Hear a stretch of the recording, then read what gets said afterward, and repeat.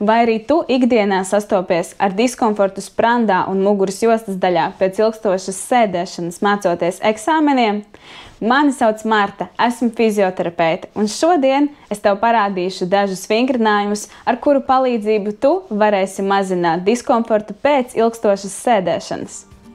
Paņemam tenisa bumbiņu, novietojam to starp mugurkaulu un labās puses slāpstiņu. Atbalstamies pret sienu un veicam iesēdienus ceļos, tādējādi veicot masāžu starplāpstiņu muskuļiem.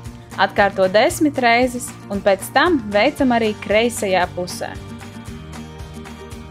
Saliekam abas plaukstas kopā, ieelpā lēni pastiepjamies uz augšu, izelpā pastiepjamies uz priekšu, nopaļojot krūšu kurvi un zodu pievelkot pie krūtīm. Atkārtojam 5 reizes.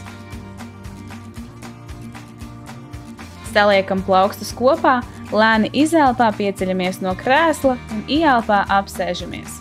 Noturam taisnu muguru, izelpā cenšamies sasprindzināt vēderpresi un sēžas muskuļus. Atkārtojam 10 reizes.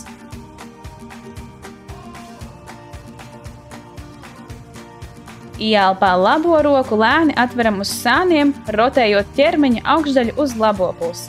Izelpā atgriežamies sākuma pozīcijā. Šādas darbības atkārtojam 10 reizes, pēc tam veicam arī uz kreiso pusi. Ar labo roku turoties pie krēsla malas, ieelpā novietojam labo kāju uz aizmuguri. Kreiso roku atveram vaļā uz sāniem, izelpā pievelkam labo kāju pie vēdera un kreiso roku tuvinam labajam celim, vienlaikus aktīvi sasprindzinot vēderkresi. Atkārtojam 10 reizes uz abām pusēm.